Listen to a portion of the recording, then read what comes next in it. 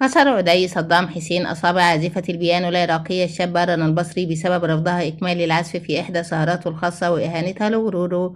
وتعود تفاصيل الحادثة المتداولة في المذكرات والشهادات التاريخية إلى عام 1999. في ربيع عام 1999 كانت قاعات معهد الدراسات الموسيقية في بغداد تدج بألحان فتاة لقبت بمعجزة البيانو. كانت رنا ابنة العشرين ربيعا تمتلك أنامل تجعل الخشب ينطق سحرا. لم تكن تعلم أن صدى ألحانها سيصل إلى مسامع ودي صدام حسين الذي كان يرى في كل موهبة ملكية خاصة له. ذات ليلة من ذلك العام وصلت سيارة سوداء إلى منزل عيلتها. كان الطلب أمرا الأستاذ يريد سماع معزوفة خاصة في سهرته الليلة. حاولت رنا الاعتذار بوعكة صحية، فما كان من الحارس إلا أن وضع يده على سلاحه وقال الأستاذ لا ينتظر أحدا. بعد تلك الدعوة القسرية نقلت رنا إلى مزرعة عدي ووضعت خلف بيانو فاخر وسط قاعة مليئة بالدخان والضجيج. أمرها عدي بالعزف لكن أصابعها كانت ترتجف من الخوف والاشمئزاز من المشهد. توقفت فجأة في منتصف المقطوعة وساد صمت مرعب. سألها عدي ببرود لماذا توقفت؟ أجابت بكرامة فنان البيانو يحتاج إلى روح والمكان هنا يخلو منها.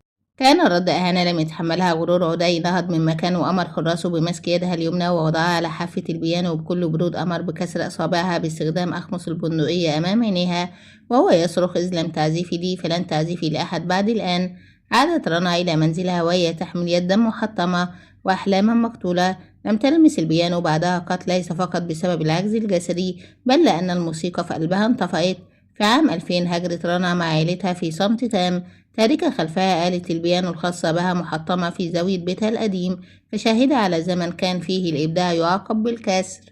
تضمنت حياة عدي صدام حسين الشخصية والخاصة الكثير من التقارير والشهادات التي تحدثت عن سلوكيات مثيرة للجدل وتهمات واسعة بممارسة الانتهاكات والعنف والغرائز الجمحاء، فضلا عن زواج قصير غير مستقر مع بنت عمه والذي انتهى بالانفصال سريعا.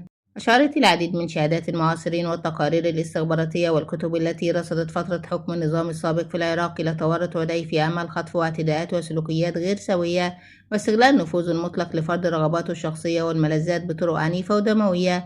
أما عن الجانب النفسي والسلوكي فقد وصف المقربون والباحثون شخصيته بالعدوانية المفرطة والاندفاع نحو الانتهاكات، مما انعكس على مجمل حياته الخاصة والعامة حتى مقتله في يوليو عام 2003. وإلى اللقاء. لا تنسوا الاشتراك والشير والإعجاب.